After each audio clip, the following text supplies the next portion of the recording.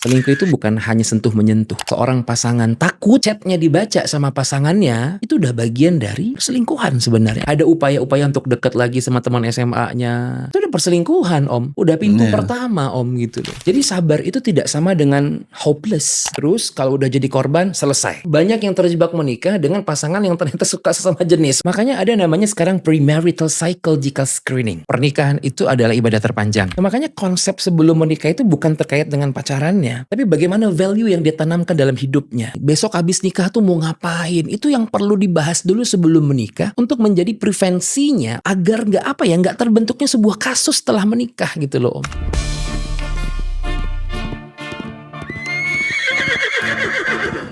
Assalamualaikum warahmatullahi wabarakatuh. Hari ini ketemu dengan saya, Herman, hostnya hari ini.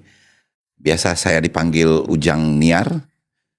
Hari ini yang cukup baik untuk kita bersama, di mana hari ini kita akan membahas tentang keluarga. Kita kedatangan seorang tamu yang masih muda, dia juga psikolog, yaitu Saudara Hafiz A. SPSI, MPSI, psikolog ini loh. Jadi kalau kurang-kurang penyebutan mohon dimengerti ini. Hari ini kita akan membahas tentang lika-liku dalam kehidupan berumah tangga, di mana kita lihat kecenderungan saat-saat ini banyak sekali kejadian-kejadian yang tidak kita inginkan. Terkadang dalam berkeluarga ini terjadi hal-hal yang sangat berat, perceraian, perkawinan dini, KDRT, banyak hal yang harus kita bahas dalam berkeluarga ini. Baik, kita langsung aja kepada Saudara Hafiz. Selamat siang hari ini, Hafiz. Siang, Om Ujang. Masih muda ya? Sangat muda dong, Om. Sangat muda ya. Iya. Jadi kalau dibanding-banding Om, kalau hadir di podcast Kusia Bendi ini ya kan, Om pun kebawa muda gitu. Oh, harus itu. Iya kan? Pernikahan ada dalam Islam adalah akad perjanjian suci yang menghalalkan hubungan antara laki-laki dan perempuan berdasarkan syariat. Betul. Untuk membentuk keluarga sakinah, mawadah, warahmah. Ini adalah ibadah mulia, sunnah Rasul, dan komitmen kuat untuk memenuhi perintah Allah serta memelihara nasab. Ya. Betul, betul. Betul, Hafiz.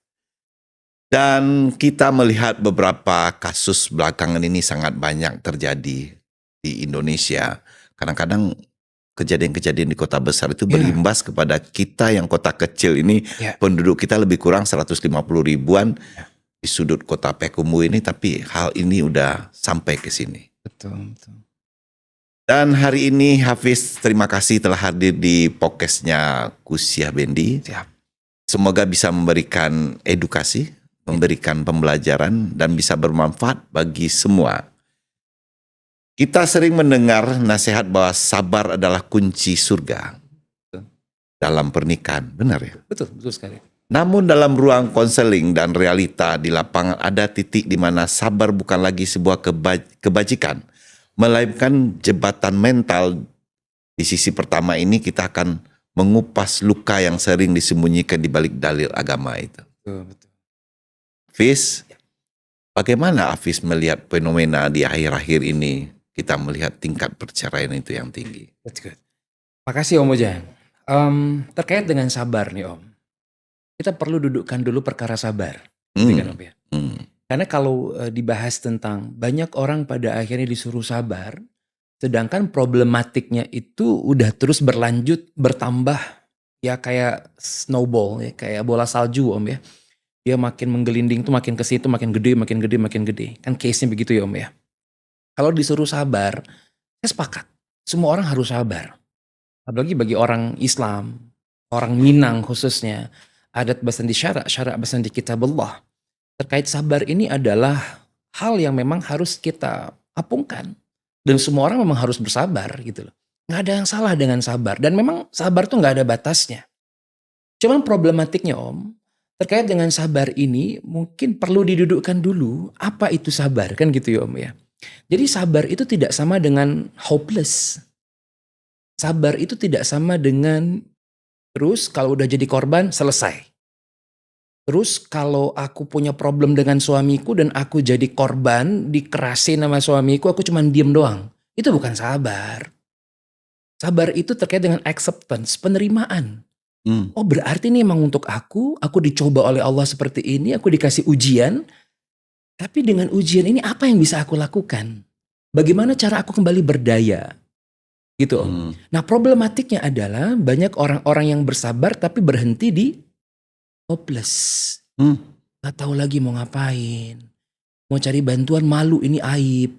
Masa aku ngomongin keluargaku ke orang lain. Kan gitu ya Om ya? Iya. Nah efeknya perempuan terus dikerdilkan. Ya mungkin juga ada case dengan kasus laki-laki yang jadi korban ya Om ya. Iya. Tapi kebanyakan kita sekarang case-nya adalah case perempuan yang jadi korban. Gitu kan ya. Dikerdilkan, disubordinasikan, disubkontrakkan. Perempuan harus sabar gitu kan ya. Nah kasus ini makin bertumbuh dan makin berkembang. Kenapa? Ya semua perempuan disuruh sabar. Semua orang-orang yang menjadi korban disuruh sabar. Tapi gak ngerti makna sabarnya apa gitu loh. Nah maka konsep sabar itu betul acceptance. I'm acceptance. Saya terima ini bagian dari ujian untuk hidup saya. So setelah itu mau ngapain? Saya butuh perlindungan gak? Saya butuh bantuan gak? Gitu Om. Ini konsep pada akhirnya KDRT itu terjadi berulang-ulang Om.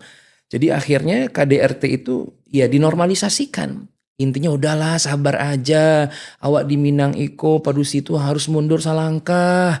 Nggak boleh hawa melawan suami. Betul ya kalau melawan nggak boleh ya Om ya. Tapi akhirnya perempuan tidak punya kemampuan untuk speak up. Stand up. Gitu loh. Perempuan nggak punya kemampuan untuk membela dirinya, membantu dirinya. Apa itu mentalitas yang membuat dia seperti itu? Banyak Om faktornya Om. Di antaranya gini Om.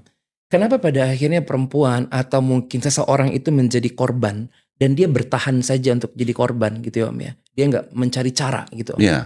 Di antaranya itu memang ada faktor yang berhubungan dengan traumatic event. Ada trauma-trauma tersendiri Om. Kalau aku speak up, kalau aku minta bantuan, maka aku akan kehilangan suamiku. Ya ketakutan di dalam Iya, Om. mentalitas dia ya. Ada traumatic event. Traumatic event ini memang bawaan dari cerita kebanyakan orang. Jangan mau ya. Jangan mau nanti kalau kamu bercerai itu bahaya. Siapa nanti akan menguliahkan anakmu? Bagaimana kamu hidup dan lain sebagainya. Traumatic event dari pandangan, dari cerita. Bagaimana hidup anak tidak punya bapak. Betul, betul. Tambah lagi dengan research yang tidak dipertanggungjawabkan oleh banyak orang sekarang. Semua orang bicara di media sosial. Bagaimana kalau tidak punya ayah di rumah, kan gitu kan? Iya, iya. Padahal sebenarnya kalau ibu-ibu kalau memang tidak punya figur ayah di rumah pun mereka masih punya keberdayaan sebenarnya Om gitu. Ini bukan tentang aman tanpa ayah ya. Tapi kalau kondisinya memang tidak ada ayah, perempuan masih bisa berdaya kok sebenarnya. Masih punya keterampilan. Dan ibu pun kalau ini bicara masalah bahaya anak ya, bagaimana perkembangannya. Saya tertarik dengan ibu-ibu yang selalu mengamankan anaknya dengan ini. Nah, jangan lupa ya, ayah itu adalah orang yang baik misalnya gitu ya. Walaupun ayahnya jahat. Karena kan dalam perkembangan psikologis itu anak-anak dari 0 sampai 18 tahun itu sebaiknya anak-anak mendapatkan cerita baik tentang ayahnya. Ini luar biasa nih ibu-ibu yang bisa berdaya untuk itu. Jadi si ibu inilah yang memoles otak anak itu mengatakan orang tua dia itu benar, baik, kuat. Pasti. Ya pekerja keras. Pasti Om. Terus apa lagi? Jadi masalah traumatic event, terus juga masalah, itu tadi juga berhubungan dengan apa yang diwariskan ya Om ya. Contohnya yang diwariskan oleh orang tua sebelumnya itu adalah jangan sampai berpisah. Nah, kalau kamu itu berpisah nanti itu jadi aib keluarga awak gitu misalnya. Ini jadi aib keluarga, ini nggak enak dilihat orang. Nah akhirnya dia nggak punya kemampuan. Belum lagi masalah faktor ekonomi Om. Ya, ketidakberdayaan seseorang ya. Karena sudah dependency. Jadi dia sudah punya ketergantungan dengan pasangan hidupnya. Ya udah biarin aja aku jadi korban aja. Nggak apa-apa yang penting hidupku terpenuhi. Gaya hidupku tetap akan ada terus gitu loh. Padahal tiap malam dia nangis Om. Ya, iya. Tiap malam dia nangis atau bahkan ke psikolog. Pak tolong bantu saya tapi nggak bisa lepas dari masalah itu. Kenapa nggak mau? Mohon maaf kita nggak meminta orang untuk bercerai dong Om. Tidak ya. Iya. Ya. Tapi ketika kamu sudah menjadi korban, kamu juga berhak untuk bahagia. Gitu. Nggak bisa lagi dalihnya anak gitu ya. Kasihan anak. Sekarang gini Om. Kalau niatnya nggak mau divorce pada akhirnya dia bertahan dengan rasa sakitnya. Dia bertahan menjadi korban. Oke, I'm victim, saya adalah korban gitu ya. So, kalau Anda korban gimana? Nggak berdaya. Cari penyembuhan dong, cari bantuan dong gitu loh. Nah akhirnya takut kalau seandainya dia jadi korban, anak-anaknya nanti nggak punya figur ayah, padahal masih banyak cara untuk berdaya gitu ya. Tapi intinya gini, intinya bukan tentang bagaimana berpisah, intinya bagaimana seorang suami istri kembali duduk bersama kan gitu ya Om ya. Kembali menyatukan visi dan misi pernikahannya buat apa sebenarnya, tujuan nikah ini buat apa gitu loh. Siapa yang terluka dan siapa yang harus ngobatin lagi. Iya. Gitu kan Om. Nah itu problematik pada Iya, akhirnya, Om. terkadang Fis kan Iya. kita lihat sekarang itu meletakkan sesuatu untuk membangun rumah tangga itu rasa cinta, saya cinta. Sip. Tapi ada satu hal kalau Om tuh memandang itu Iya. sekarang ya. Iya. Kalau zaman dulu itu kan nenek mama orang tua kita melihat dulu dari sisi mana, ya kan banyak hal yang dilihat dari orang tua lama. Iya.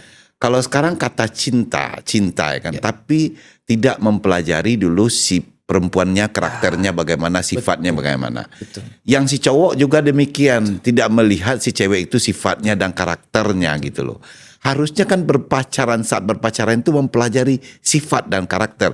Karena kedua ini yang nggak beda sama kan, akan disatukan ini.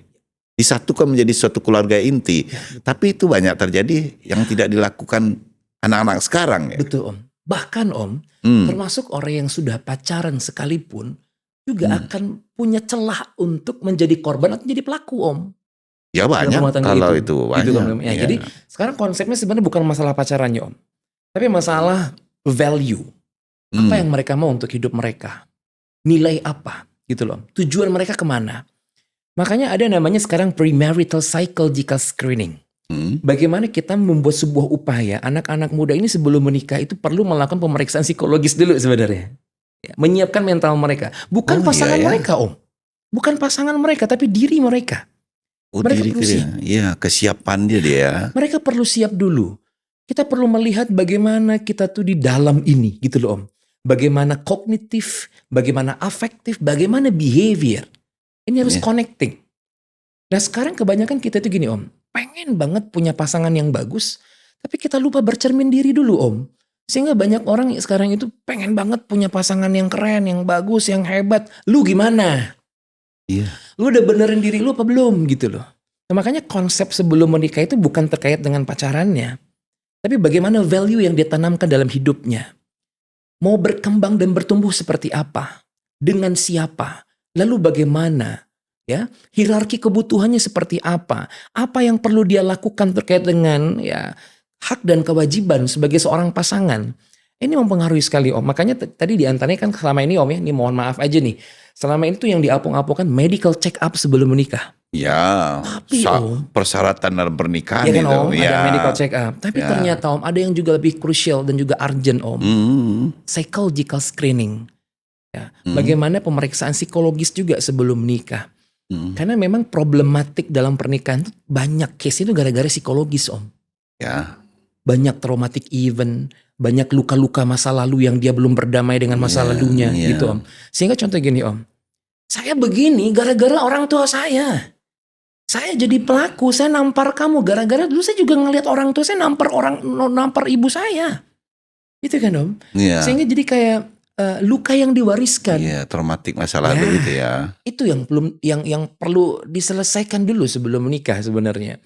Jadi kita perlu berdamai dengan masa lalu kita. Kita perlu pemaafan. Kita perlu acceptance, penerimaan dengan situasi sebelumnya. Sehingga kita lebih siap. Dan anak-anak muda yang menikah ini insya Allah lebih siap gitu loh Om. Tahu oh berarti gue punya salah. Gue punya masa lalu yang gak enak. Gue harus selesaiin dulu. Nah, ini jadi pemikiran yang sangat brilian. Ini Hafiz kemukakan. Ya. Jadi orang tua sekarang kalau misalnya anak dia tuh berhadapan dengan orang tua mengatakan dia mau menikah, sebenarnya ada edukasi juga yang disampaikan Hafiz seperti itu. Kalau dia tidak mampu harusnya ke psikolog dong untuk membicarakan itu ya kan? Di antaranya begitu Om. Kalau dulu kan udah datang aja si anak nih, ya mau nikah nih, siapa itu jodoh? Ya udah tentukan hari, tentukan begini. Akhirnya Om beli Iya. karung dalam kucing. Iya. Kucing dalam karung Iya, maksudnya. kucing dalam karung ya kan.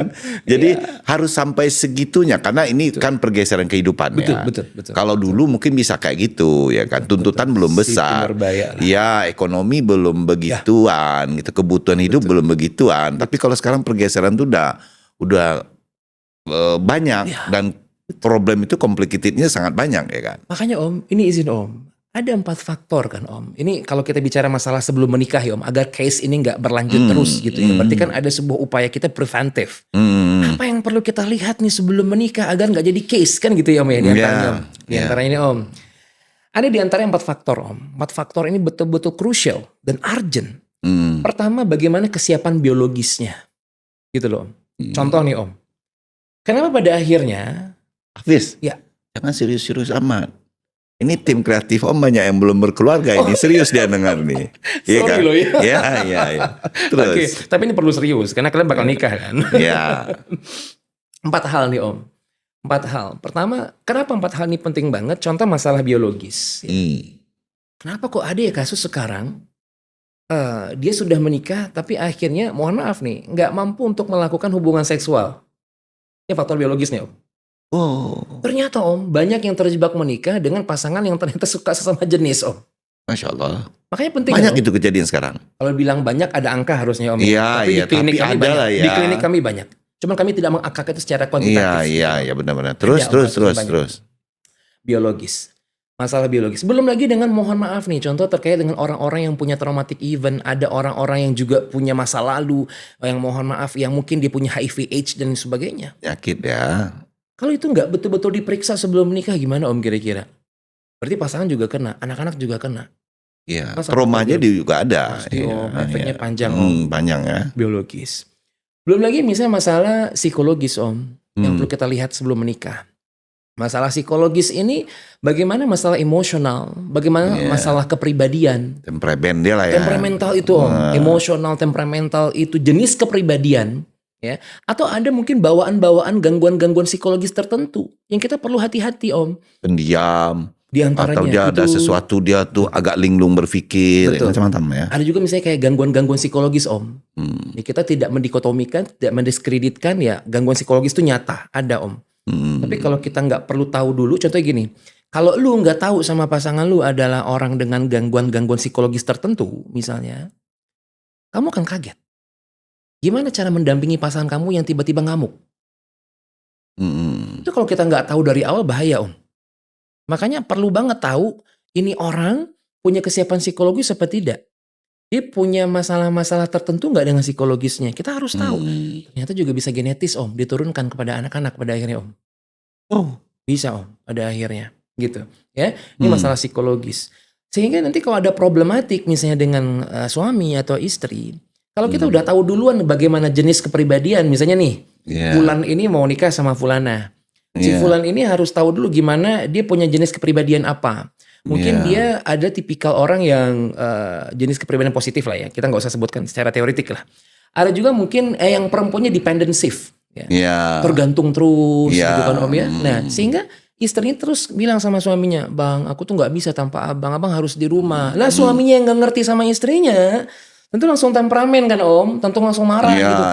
Terus kalau saya di rumah terus gimana mau cari uang? Nah ini kan perlu disetarakan dulu Om. Harus punya mindset yang sama dulu bahwa istri memang punya bawaan dependency, suami harus paham dulu. Ini kan bisa mengurangi beban keluarga pada akhirnya Om. Kasus-kasusnya menipis pada akhirnya Om, gitu loh. Ini masalah psikologis. Yang kedua, yang ketiga masalah sosial. Masalah sosial ini berhubungan dengan finansial. Ini jelas Om sekarang. Apalagi gaya hidup kan Om ya. Gaya hidup yang hedonism. Tetangga ada, kita juga harus ada. Nah, kan gitu Om. Beli kulkas 3 pintu, tetangga kita harus 4 pintu. Problematiknya di sana juga. Masalah sosial. Jadi mau ndak mau orang-orang yang punya orang-orang yang akan menikah ini secara sosial harus siap ekonomi juga Om. Jadi nggak bisa hanya sekedar aku cinta kamu kayak Om bilang tadi. Nggak hanya sekedar aku cinta kamu terus kita nikah. Makan cinta nggak bisa Om. Kalau untuk beli bakso aja kita harus ada uang Om. nggak dengan cinta. Iya, Gitu loh. betul. Jadi uang harus ada, Iya. harus jelas masalah uang nih harus matang dulu. Nggak perlu banyak tapi matang. Cukup gitu ya Om ya. Saya juga banyak bilang kayak yang dekat-dekat saya, ponakan saya bilang gitu. Kamu harus kuatkan dulu landasan Yes, dulu. betul. Artinya pondasi kamu dulu. Betul. Karena kalau Om cuma akan melihat sekilas ya kan, bahasa-bahasa daerah aja lah. Landasan itu kan pondasi ya kan. Iya. Kalau pondasi itu karena kebanyakan Om lihat sekarang ya. Di samping cerita yang dua tadi itu masalah apa yang tadi? Biopsiko. Iya, Sosial. sosial itu dari segi ekonomi itu saya lihat banyak tingkat perceraian. Loh. Yes, betul. Banyak tingkat Betul. perceraian. Itu yang paling banyak Om. Iya, karena apa? Dilihat dari segi ekonomi karena kebutuhan yang sangat banyak sekarang. Iya. Anak kalau tidak disekolahkan di tempat yang agak bagus, yang ternama, dia nggak bisa berpacu nanti untuk mengejar cita-citanya gitu. Bukan hanya itu sih Om, insecure pada akhirnya orang tua sekarang Om, rendah diri. Iya. Anak-anak masak cuma sekolahnya di situ, harusnya tempat yang mahal dong. Kan gitu. Itu jadi baca. Yang keempat, spiritual. Jadi biopsikososial spiritual. Contoh gini Om, orang nih Om, kalau nggak punya landasan agama sebelum menikah, hancur Om. Kenapa hancur kira-kira Om? ya juga ya. Bener Om, karena agama nih tujuan utama hidup itu kan untuk pernikahan itu kan sebenarnya menyempurnakan agama Om. Iya. Nah, terus kita nikah tapi nggak sholat. Kita nikah tapi nggak ngerti sama Allah. Nggak ngerti sama tujuan ibadah tuh buat apa. Ya akhirnya mereka nggak sholat Om. Jelas dalam agama kita kan inna sholata tanha 'anil fahsya'i wal munkar misalnya gitu. Iya. Semuanya satu mencegah perbuatan keji dan munkar. Iya, munkar. Ya. KDRT tadi Om. Kenapa bisa terjadi juga berhubungan dengan nggak deket sama Tuhan kan Om? Nggak ngerti sama Tuhan kan Om? Iya juga. Jadi dia nggak punya rasa takut Iya Om juga. gitu loh. Gue Iya. jadi pelaku sekarang. Gue ngelakuin ini sesuatu karena gue nggak rasa takut sama Tuhan. Karena nggak ada muraqabah. Nggak merasa dilihat sama Allah gitu loh. Iya. Jadi ditampar istrinya, ditendang istrinya, Atau misalnya gitu. anak. Anak nggak diasuh anaknya karena orang tuh udah sibuk sendiri nggak percaya sama Tuhan. Jadi agama tuh penting banget sebenarnya. Yang dikejar tuh duniawi Dunia. ya kan. Dunia. Kebutuhan duniawi ya. Betul. Ya banyak anak muda takut juga kadang-kadang itu kan menikah itu ya kan. Iya. Takut menikah karena mereka ada produknya atau broken home lah ya kan. Iya. Bagaimana pendekatan di segi agama dan psikologis itu supaya bekerja sama meyakinkan mereka dalam mereka bukan fotokopi dalam kegagalan orang tua itu. Betul Om. Pertama, ketika bapak ibumu adalah korban atau bahkan pelaku, itu kan tidak pasti dan selalu copy paste ya. Ya, Nggak fotokopinya ya. ya, Intinya setiap kasus itu pasti ada. Dan setiap kasus itu juga ada jalan keluarnya. Masalah besarnya sekarang adalah banyak orang yang akhirnya gampang untuk berkeluarga. ya ada itu Betul. banyak juga. Banyak, Om. Belum Om, saya belum ini Om. Atau Om ada Tapi juga. nggak ada rincian yang kayak Hafiz Iya, terangkan tadi. iya, betul. Cuma hanya sekedar ketakutan dari segi ekonomi. Betul. Masalah ekonomi mereka juga sekarang gampang Om. Masalah realita kondisi traumatic event mereka dengan para orang tua yang mereka lihat setiap hari bercekcok-cekcokan gitu ya. Marah-marahan, bentak-bentangan KDRT. Itu juga menjadi anak-anak pada akhirnya sekarang udahlah gak dulu lah. Jangan Tapi itu dulu. banyak juga, Fis. Banyak, Om. Kalau nggak banyak, nggak ada tingkat perceraian paling tinggi kita Banyak, sekarang Om. ya kan. Banyak sekarang kasusnya Om. Ini karena saya psikolog ya Om ya. Jadi banyak banget tanganin kasus-kasus itu Om. Banyak sekali. Gak satu dua Om. Banyak. Sehingga anak-anak tuh trauma deh kan melihat Ya, betul. orang tua dia kayak gitu. Betul. Itu Jadi- menambah ketakutan juga ya kan. Yes. Gampang ya Om pada akhirnya. Takut, anxiety, gangguan kecemasan. Kalau gua nikah nanti takutnya akan terjadi sesuatu. Bakal jadi ngelihat, bakal ya terulang lagi kasus-kasus seperti ini gitu ya. Itu diantaranya Om. Tapi juga banyak hal lain Om. Diantaranya juga karena masalah ya karir oriented. Jadi orientasi karir dulu Om. Iya, gitu. iya. Mending gua kerja dulu. Ya akhirnya nggak mau nikah. Akhirnya nanti kebablasan. Nggak nikah-nikah. Kan juga ada Om. Iya, iya. Tapi kalau kita balik ke kasus keluarga, ini memang pada akhirnya banyak orang tidak mau nikah dulu, banyak orang yang mending sendiri dulu, tapi memang paling banyak itu berhubungan dengan faktor keluarga. Faktor bagaimana tumbuh kembang dalam sebuah keluarga, faktor bagaimana pola asuh. Ini mempengaruhi sekali Om, gitu Om. Ya, mungkin di segi-segi kehidupan tadi tingkat ekonomi, Tapi ada juga sebagian itu ya kan, orang itu cepat-cepat dia ingin menikah karena wah cukup makan cinta ya kan. Zaman sekarang cukup makan cinta. Tapi realitanya tagihan listrik, tagihan air, ya kan, tambah lagi susu, pampers, dan kalau anaknya udah besar, tentu biaya sekolah tidak bisa dibayar dengan perasaan ya kan. Ya betul, betul. Sesi ini akan membahas bagaimana masalah logistik dan ekonomi bisa menjadi akar dari kehancuran mental dalam rumah tangga ini, Hafiz. Betul, Om. Ya kan? Bagaimana kita menempatkan kata-kata itu tadi, Hafiz, bagi Hafiz memandang secara psikolog? Ya, intinya terkait dengan modal cinta dalam pernikahan itu udah nggak cocok lagi, Om. Nah, ini banyak juga nih anak-anak, kadang Om kan latah juga ya, karena suka juga duduk di kafe-kafe anak muda. Cuma Om ingin melihat bagaimana sih siklus kehidupan sekarang gitu loh. Tapi betul, karena sekarang kebutuhan orang itu sekarang ternyata bukan cinta loh, Om. Anak-anak muda sekarang kalau sebenarnya kalau dibilang memilih cinta atau memilih uang, mereka banyak milih uang juga loh, Om, sekarang. Banyak isinya. Buktinya sekarang kalau nggak ada uang, abang ditinggal. Gitu. Banyak juga case-nya itu, Om. Jadi kita bicara kasus ya, Om, ya, bukan semuanya. Kita bicara kasus. Kalau bicara kasus betul, sebenarnya nggak bisa. Hanya tematik cinta yang dibawa dalam pernikahan tuh nggak bisa. Tematik cinta nggak bisa, tematik uang saja juga nggak bisa. Makanya tadi Hafiz bilang, Om, ada 4 faktor yang harus kita bawa. Biologis, psikologis, sosial, spiritual. Itu harus jalan semua. Ya, nggak segampang itu ya. Iya, Om, nggak bisa. Kalau hanya cinta, contoh nih, Om, cinta itu sebenarnya juga permainan perasaan ya, Om. Itu kan ekspresi emosi, Om. Tapi cinta juga bisa tiba-tiba berubah, Om. Gitu. Cinta tiba-tiba bisa hilang gitu loh. Contoh kalau dia cinta hanya gara-gara bentuk fisik. Contoh misalnya. Nah sekarang padahal orang akan tua. Perempuan akan berubah bentuknya, fisiknya. Kalau seandainya cintanya hanya gara-gara fisik, ya jelas akan ngeblur, Om. Ngabur pada akhirnya. Cinta juga akan hilang gitu loh. Jadi nggak bisa konsepnya hanya dengan cinta. Cinta itu kalau dalam pembahasannya dalam faktor psikologisnya tuh, Om. Tapi kalau Om lihat anak-anak muda sekarang, Hafiz, kalau di segi fisik mungkin agak kurang sekarang. Karena skincare udah banyak sekarang gitu loh. Ya kan? Nah kagetnya nanti setelah skincare-nya itu dihapus. Iya kan. Sekarang cantik-cantik semua, skincare-nya udah banyak gitu loh. Jadi nggak kesana lagi gitu. Tapi lebih banyak kalau kita melihat itu terpicunya itu depresi hebat dalam pernikahan itu. Bisa. Tuh ya. Bisa. Ya kayak tadi, Om, romantik lagi, Om, ya. Dia ngelihat misalnya mungkin karena orang tuanya atau mungkin memang perlakuan dari pasangannya bisa mempengaruhi semua. Mempengaruhi semua. Ini Pes. Masyarakat kan sering melabelkan perceraian sebagai kegagalan besar ya. Namun jika bertahan justru merusak mental anak, ya kan? Betul.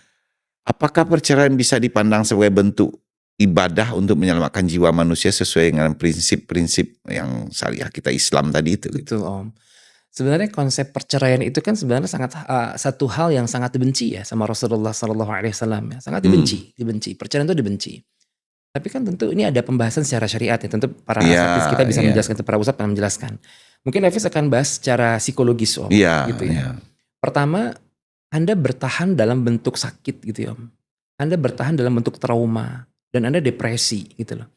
Tapi Anda tidak pernah mencoba untuk mencari cara untuk keluar dari masalah depresif itu. Anda nggak pernah keluar dari masalah yang sakit itu. Anda nggak pernah mengobati jiwa Anda. Tapi lagi-lagi balik, Om, kenapa orang tua pada akhirnya tidak mau divorce atau meninggalkan suami atau meninggalkan istrinya? Ya karena ketergantungan tadi, Om, dependency. Mereka tergantung masalah perekonomian dan sebagainya. Konsepnya dalam psikologi, Om, sebenarnya orang punya kelayakan kok, Om, untuk berpisah. Kan ada pertemuan, ada perpisahan. Kalau memang kasus ini sudah membentuk gangguan tertentu, sudah punya sakit tertentu, apakah perlu kita pertahankan rasa sakit ini? Kan gitu, Om.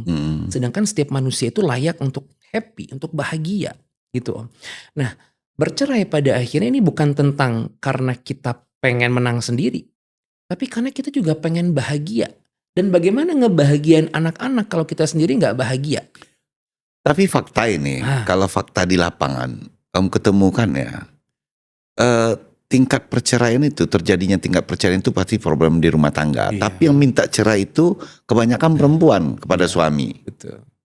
Betul. Banyak tingkat perempuan ya kan meminta tingkat perceraian kepada suami ya, si Betul. perempuan tadi gitu Betul, loh. Tapi kalau Om lihat di sini, si perempuan itu melihat dari tingkat ekonomi juga kepada suaminya gitu.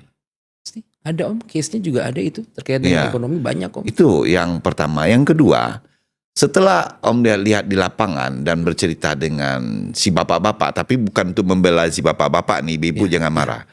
Jadi saya bercerita dengan si bapak-bapak, ya alhamdulillah loh udah, sekarang ekonomi kami naik. Ya. Setelah ekonomi kami naik, perilaku istri saya udah berubah loh, udah. Sering ngumpul-ngumpul, sering kesana kemari, sering arisan, sering duduk di kafe. Akhirnya anak saya lihat udah mulai ditinggalkan. Dia sibuk dengan kehidupan dia. Iya betul. Dan itu bagaimana Hafiz? Makanya Om, kalau tujuan pernikahan hanya untuk memperkaya diri, ya efeknya begini pada akhirnya Om. Makanya tujuan pernikahan itu apa gitu Om. Bukan untuk membangun apa ya. Gitu. Mungkin gini, secara kemanusiaan, secara humanistik dan juga secara manusia yang membutuhkan hierarki kebutuhan lanjutan, mesti uang itu menjadi penyemangat lah gitu harusnya Om. Tapi kalau seandainya prinsip hidupnya bukan hanya untuk uang, contoh Om, kalau masalah hanya untuk uang, ada uang kita lanjut, nggak ada uang kita selesai, kan gitu Om. Itu kalau hanya masalah uang kan Om.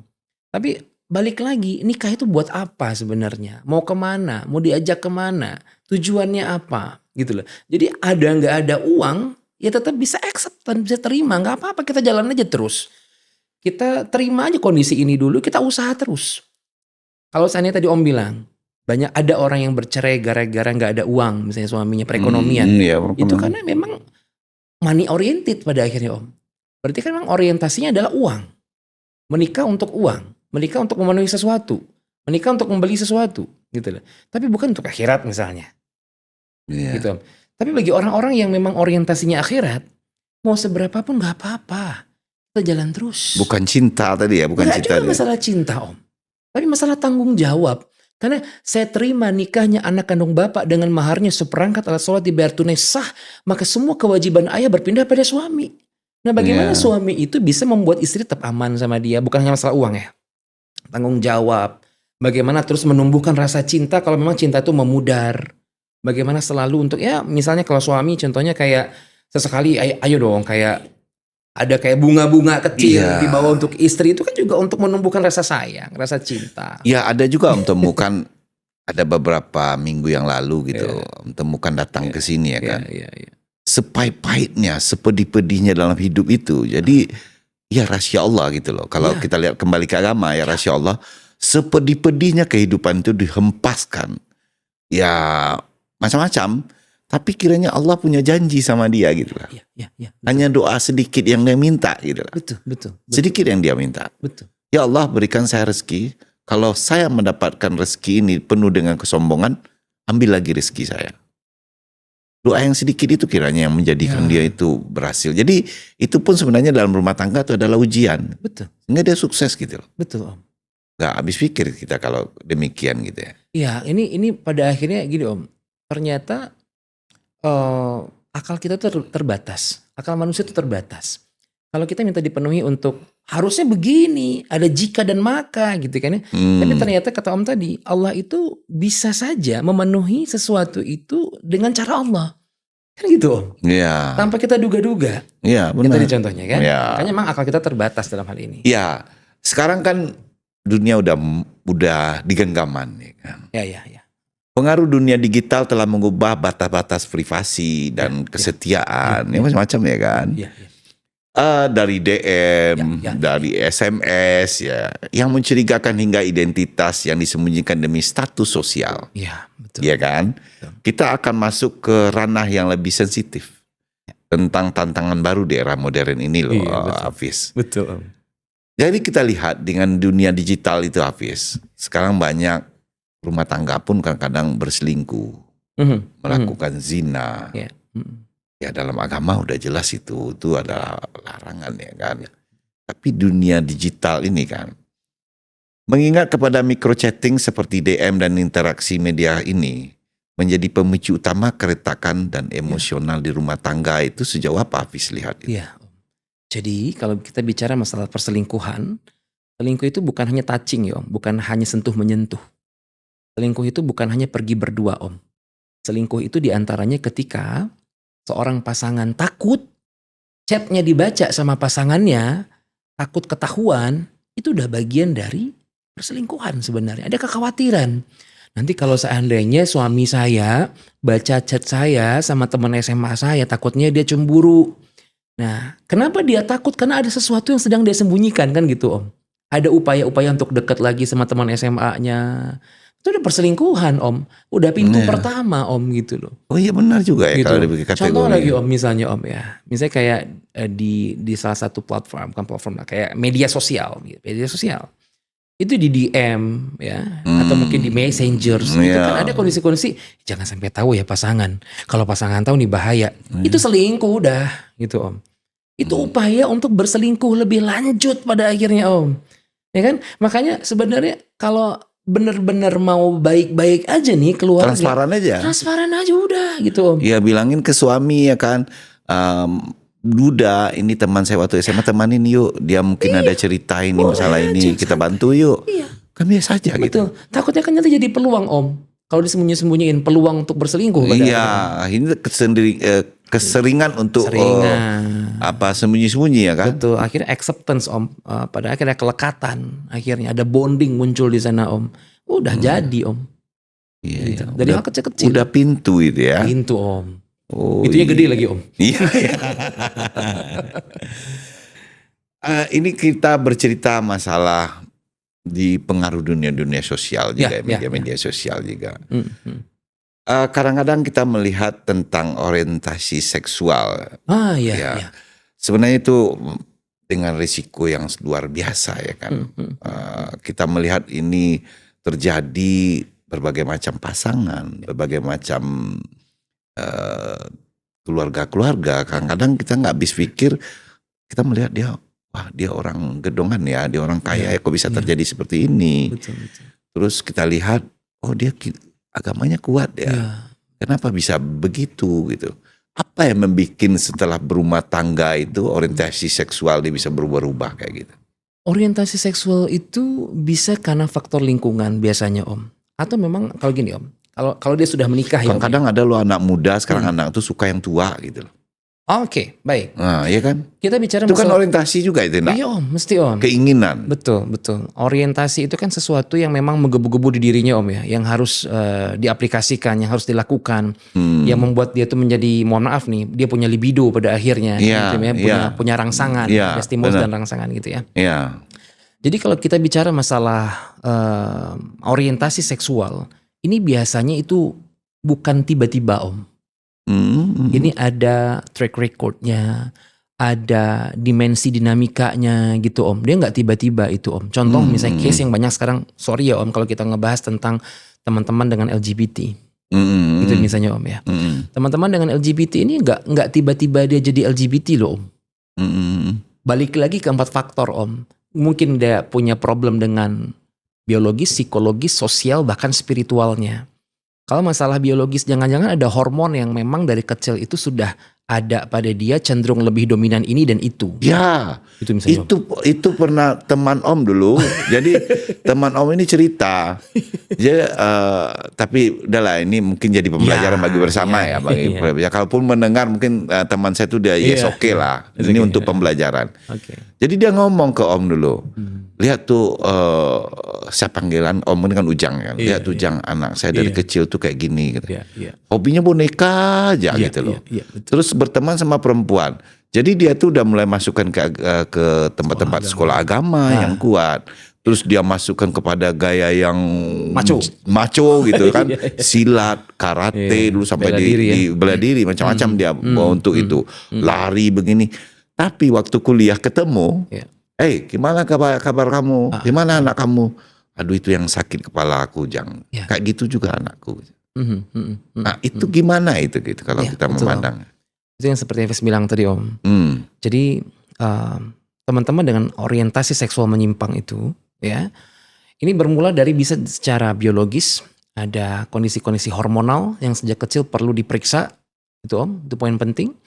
Terus yang kedua juga berhubungan dengan pola psikologis, bagaimana jenis kepribadian yang terbentuk, yang berhubungan dengan faktor yang ketiga namanya faktor sosial. Bagaimana pola asuh? Contoh simple Om, anak kecil. Itu kan biasanya suka main-main apapun ya Om ya. Anak 2 tahun, 3 tahun. Itu ada boneka misalnya Om. Iya. Boneka.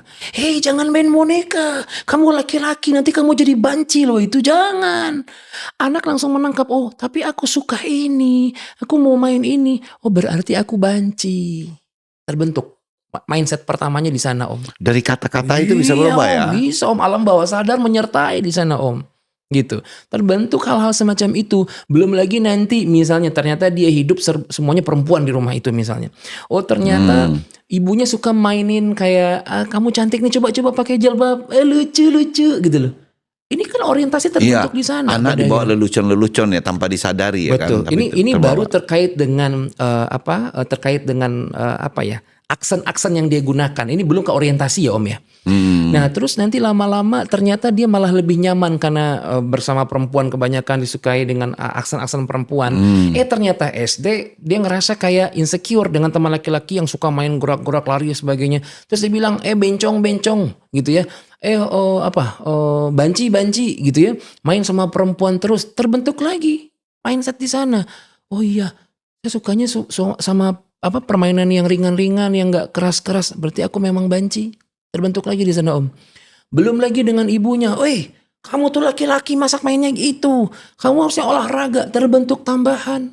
Social reinforcement. Tanpa disadari itu ya. Tanpa disadari Om. Terus? Belum lagi nanti mulailah terbentuk nanti perilaku-perilaku sosial. Orang semuanya melabeling hal-hal yang aneh-aneh. Macam-macam terbentuk di sana semuanya Om. Secara sosial. Ya, terbentuk bahwa kayaknya memang aku tuh ngerasa seperti perempuan, misalnya kayak gitu. Yeah. Nah akhirnya kalau dia ngerasa seperti perempuan, muncul orientasi seksual. Berarti kalau perempuan sukanya kan sama laki-laki, gitu Om. Akhirnya terbentuk, berarti saya memang menyukai laki-laki harusnya, gitu. Tapi si perempuan banyak juga yang kayak gitu sekarang. Ada Om. Ya, makanya faktornya banyak banget Om. Faktornya banyak banget. Nggak ada faktor tunggal dalam hal ini. Ya. Oke, terus masalah biologi, psikologi, sosial. Nah, sosial tadi masalah pola asuh, masalah pola sosial dan lain sebagainya, dan spiritual. Di antaranya juga mungkin dari awal anak-anak tidak disertai dengan pemahaman agama yang tepat. Bagaimana unsur-unsur fikih dan lain sebagainya itu nggak dijelasin dari orang tua sejak kecil gitu ya Om ya. Yeah. Nah, akhirnya terjebaklah anak ini menjadi LGBT misalnya. Terus dipaksa nikah. Nikahlah kamu. Terpaksa nikah Om. Makanya sebenarnya LGBT itu jangan dipaksa nikah dulu. Dipaksa untuk awareness sama dirinya, sadar dulu sama dirinya, dan butuh bantuan apa enggak. Kamu butuh bantuan, kalau butuh bantuan yuk pulih. Yuk kita sama-sama. Kesadaran diri dia timbulkan itu dulu ya. Itu yang paling penting dulu Om, itu dulu yang paling penting. Jangan suruh nikah dulu. Kalau suruh nikah, efeknya nanti ke pasangan. Nggak bisa ngapa-ngapain Om. Disuruh, mohon maaf nih Om, disuruh untuk malam pertama, nggak bisa. Gitu misalnya. Kenapa nggak punya orientasi? Nggak suka lawan jenis. Ya jangan paksa nikah. Suruh pulih dulu. Ya, terus setelah itu kita lihat dari hal demikian itu, anak itu banyak kadang-kadang menutupi diri dia. Dia berorientasi yang salah, tapi dia takut, atau malu. Iya, betul. Menyampaikan orientasi dia yang demikian itu sebenarnya kalau dari segi psikolog bagaimana itu seharusnya orang yang mendapat itu, kita memberi edukasi nih. Iya betul. Mungkin dia anak SMP atau SMA punya jiwa itu mungkin mendengar podcast kita ini, saya harus begini. Jadi bagaimana dia gitu loh. Hai kamu gitu kan. Ya. Kamu gak sendiri kan gitu Om. Kamu gak sendiri, kamu bisa pulih.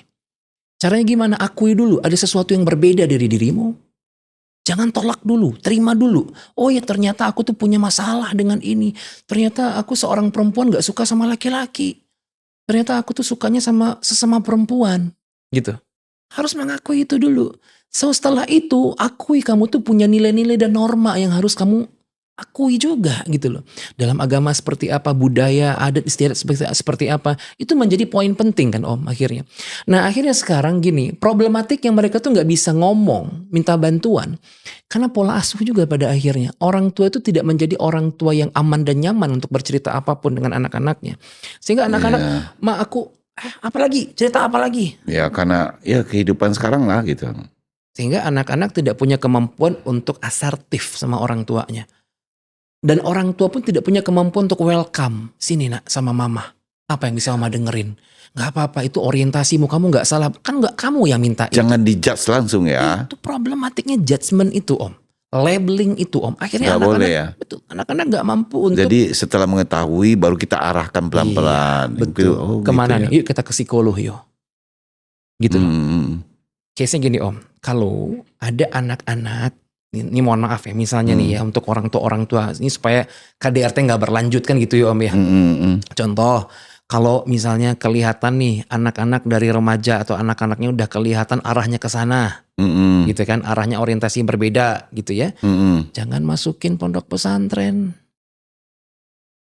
Jangan dipaksa dulu kegiatan-kegiatan yang orientasinya itu maco. Jangan dulu om. Akui dulu kondisinya dia. Ya, obatin dulu. Contoh gini om, kenapa pada akhirnya di beberapa sekolah-sekolah berasrama mendapati kasus-kasus LGBT. Kenapa om? Ya karena semua orang sekarang pengennya anak-anak masuk ke sekolah berasrama agar anak-anaknya diubah. Tapi bayangin semua anak-anak yang masuk ke sana ternyata banyak anak-anak yang bermasalah. Iya, ada Gitu juga. misalnya, Om. Iya. Efeknya apa? Bukan pengobatan. Pada akhirnya pada anak ini. Obatnya bukan di situ. Tapi kebanyakan orang tuanya nggak tahu mungkin ya apa tempat dia untuk merubah anak dia di pesantren ini mungkin berubah ya kan. Betul. Ya, kita sih nggak ngomong pesantren ya om. Sekolah berasrama mungkin. Ya, sekolah berasrama. Sekolah Ya. berasrama. Ya. Karena sekarang Tapi om kan melihat di ini mohon maaf ya melihat kasus-kasus di media-media gitu loh. Betul. Banyak-banyak terjadi itu gitu loh. Biasa, om. Itu yang om sampaikan betul, gitu betul. loh. Bahkan pendidiknya sendiri ya om.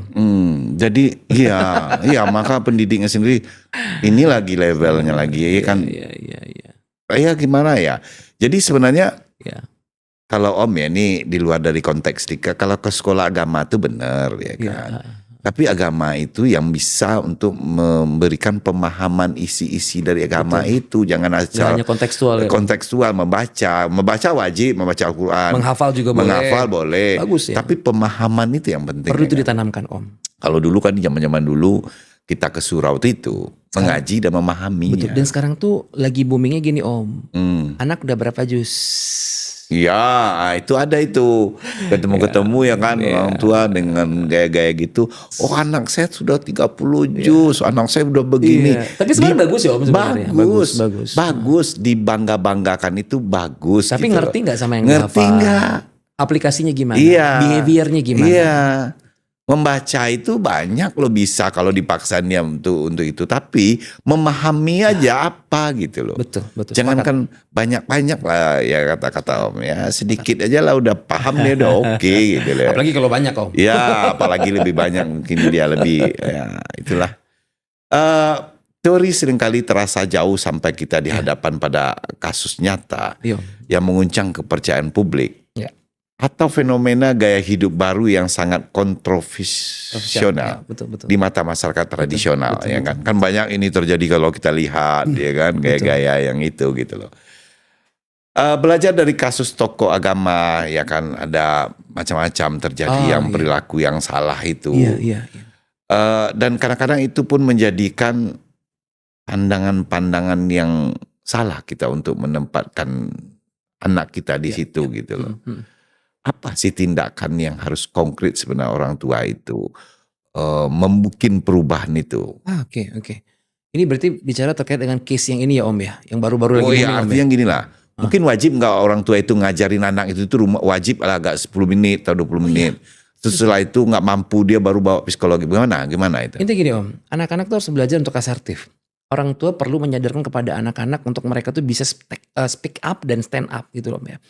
Termasuk juga terkait dengan kalaupun nanti mereka jadi korban kekerasan seksual misalnya atau kekerasan di rumah tangganya, mereka harus segera minta bantuan om, jangan diem kan gitu om. Makanya sekarang anak-anak Indonesia ini masya Allah nih keren om. Di PPA itu sekarang memunculkan sebuah saya lupa intinya ada 2P atau P2 gitu om, pelopor dan pelapor.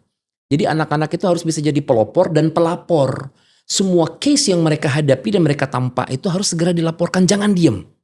Nah ini orang tua sekarang perlu memberikan edukasi kepada anak-anak gitu ya. Tentang penting banget loh. Kalau kamu itu tahu ini gejala-gejala hal yang akan mungkin bikin kamu tuh bahaya. Ini kalian harus tahu tuh gitu ya. Orang tua ke anak-anaknya. Kamu harus tahu loh nanti kalau seandainya kamu dalam keluarga misalnya ini kalau berhubungan dengan KDRT tadi ya. Kalau kamu dalam keluarga, kamu harus tahu kapan kamu tuh dilukai. Kapan kamu itu disubordinasikan. Kapan kamu itu dinomorduakan. Kamu harus tahu itu. Gitu loh konsepnya. Orang tuh harus paham itu. Nah, sehingga edukasi ini penting dari orang tua ke anak-anak, Om. Terus juga apa yang perlu kamu lakukan jika kamu dibeginikan? Gitu loh. Kamu harus tahu ciri-ciri orang atau pelaku-pelaku kejahatan. Harus tahu. Jadi orang tua memang pada akhirnya menjadi sumber utama edukasi pada anak-anaknya, Om. Jadi bukan gurunya, bukan ustadznya, bukan psikolog, tapi orang tua. Terbuka, welcome nak, ayo sini ngobrol sama ayah. Walaupun 5 menit. Ya ini penting banget kalau masalah pola asuh ya Om ya. Ternyata itu yang paling penting dalam pola asuh itu ini kalau kita ngomong soal pola asuh ya Meh. Berhubungan dengan bukan tentang kuantitas tapi kualitas. Nggak penting 24 jam ketemu terus sama anak tapi nggak ngapa-ngapain. Mending hanya 5 menit tapi bener-bener ngapa-ngapain gitu loh Om. Jadi kualitasnya bukan kuantitasnya. Gitu. Bukan kuantitasnya. Nah akhirnya kalau anak-anak sudah punya rekam seperti itu, anak-anak lebih berdaya ketika mereka berumah tangga nanti Om pada akhirnya. Mereka tahu kapan saya harus begini, kapan saya harus membela diri, kapan saya harus menerima pernyataan suami saya dan lain sebagainya. Ini penting pada akhirnya. Nah ini kan itu udah ke anak kita lihat kan. Ini sisi suami, sisi istri, ya kan. Kadang-kadang kan tadi anak itu melihat contohnya ke orang tua, ya betul, kan? Betul. Kalau misalnya bagaimana, misalnya nih si ibunya, mamanya yang ada kesalahan atau si bapaknya ada kesalahan ini kan, bagaimana dia berumah tangga ini antara suami dan istri itu untuk menyampaikan yang sangat edukatif, yang sangat harmonis dalam penyampaian itu orang tua itu gitu loh, supaya di keluarga itu atau suami lah kepada istri atau istri pada suami. Bagaimana pola dia itu cara berbicara itu? Pola komunikasi. Ya, pola komunikasi. Secara psikologis nih dipandang. Betul Om. Pola komunikasi itu bisa diwariskan Om. Pola komunikasi bisa diwariskan juga. Bagaimana seorang ayah dan ibu yang tiap hari itu mungkin punya problem. Sehingga anak bisa merekam itu Om. Ya, anak bisa merekam. Mungkin dia tidak akan melakukan hal yang sama, tapi dia menjadi takut pada akhirnya. Takutnya nanti aku akan diginiin juga sama suamiku. Jadi pola ini bisa terbentuk gara-gara observasi, ya, gara-gara pengamatan itu bisa dipengaruhi oleh itu, Om. Tapi intinya sekarang masalah bagaimana pola komunikasi itu terbentuk positif pada akhirnya nanti.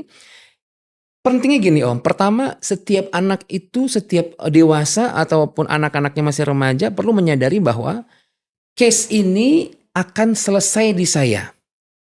Jadi kalau udah ada kasus ayah dan ibu saya terkait dengan pola komunikasi mereka yang tidak stabil, maka itu sudah selesai.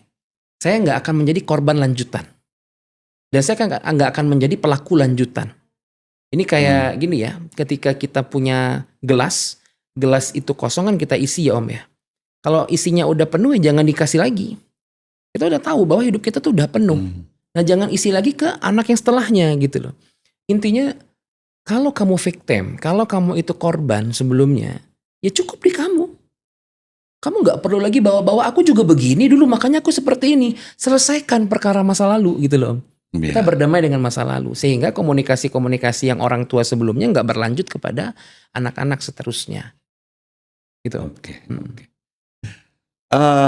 Ini kita sebagai penutup ini dari podcast kita ini gitu loh. Kita harus pulang membawa solusi lah ya kan. Kita akan membedah apakah pernikahan tadi yang kita bedah tadi itu ya kan. Itu belum semua ya Om. Iya belum semua, masih banyak. Tapi ini udah sangat bagus loh Fis. Udah inti-intinya ini loh supaya berkeluarga betul. Udah inti-intinya ini loh. Mungkin di lain kesempatan kita bercerita yang lebih luas lagi ya kan. Bagaimana itu tempat betul-betul tempat penyembuhan atau justru sebuah ujian tadi membongkar semua yang belum selesai dalam diri kita. Kan udah Fis ceritakan ini semua ya kan. Sekarang Fis, apa kaitan atau indikator psikologis ini dengan spiritual ini yang paling valid? Yang paling valid untuk menghubungkan psikologis yang habis ilmu kan ini dengan agama tadi. Oke. Sebenarnya kata kuncinya ilmu psikologi ini adalah satu alat Om. Alat sebenarnya Om. Dia bukan ilmu tertinggi. Karena bagi kami, kita sebagai seorang muslim itu kita percaya bahwa di dalam agama itu udah selesai semuanya. Gitu kan Om ya. Dalam agama itu udah selesai semuanya. Cuman psikologi ini adalah bagian dari alat yang bisa menyelamatkan dalam tanda kutip. Ya. Contoh misalnya, kalau kasus KDRT tadi, kasus dalam rumah tangga, dalam agama udah selesai semua, ya. Kalau seandainya ada kasus, maka selesaikan, kan gitu ya. Cara misalnya seperti ini, ya, terkait juga dengan hak dan kewajiban suami istri gitu ya. Tapi kita perlu mengaplikasikannya dalam ilmu lain gitu lah akhirnya. Iya benar. Mengaplikasikan ilmu lain, contohnya bagaimana psikologi ini menjadi alatnya. Contoh misalnya, kalau ada traumatik dalam sebuah keluarga, bagaimana ia disembuhkan?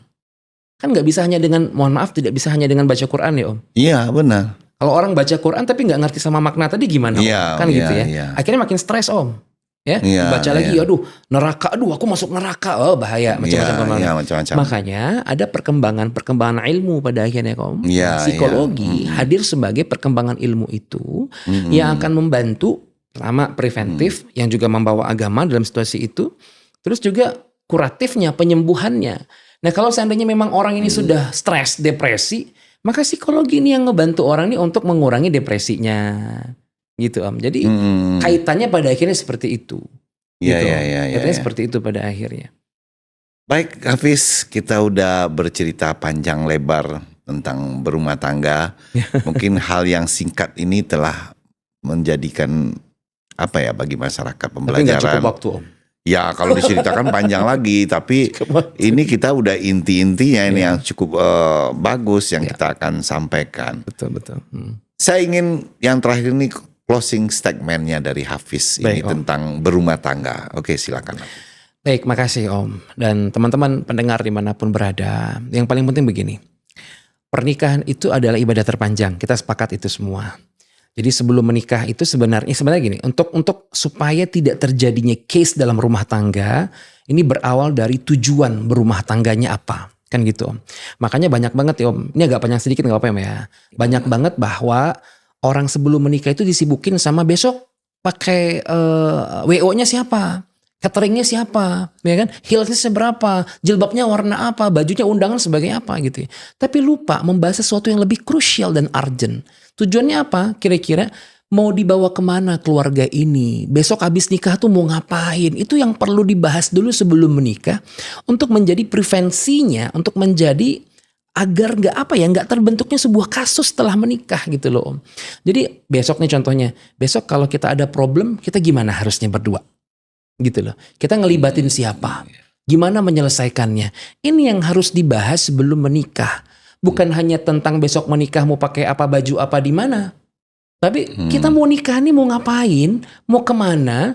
Mau bagaimana? Dan siapa? Iya. Gitu. Iya. Jadi penting banget sebenarnya untuk teman-teman mungkin. Ya ini bagi yang belum menikah mungkin ya Om ya. Yang belum menikah perlu banget untuk ya kembali mendudukkan terkait dengan visi dan misi pernikahan. Mau dibawa kemana tadi itu ya. Dan bagi kita-kita yang sudah menikah, tentu diantaranya kita perlu banget untuk duduk kembali. Meeting keluarga lagi Om. Gimana cara menyelesaikan masalah. Ya bagaimana, mungkin kayak meeting keluarga itu kan untuk evaluasi Om. Apa sih keluarga kita ini gimana sih? Nah ini perlu. Pada akhirnya jelas nanti keluarga kita itu minim konflik. Baik Hafiz, terima kasih sudah hadir di podcastnya Kusia Bendi. Sama Om. Ini adalah produk Dimensia Kreatif. Yang dari sudut Kota Payakumbuh supaya pemirsa akan bisa mendengar, akan bisa melihat bagaimana kita membuat produk edukasi ini kepada masyarakat luas. Semoga ini bermanfaat Hafiz. Amin, insyaallah. Baik dimanapun Anda berada, sampai di sini kita berbicara dengan Saudara Hafiz. Sampai ketemu kembali di episode yang akan datang bersama podcastnya Kusia Bendi, produk Dimensia Kreatif dari sudut Kota Payakumbuh, Provinsi Sumatera Barat. Assalamualaikum warahmatullahi wabarakatuh. Bye-bye.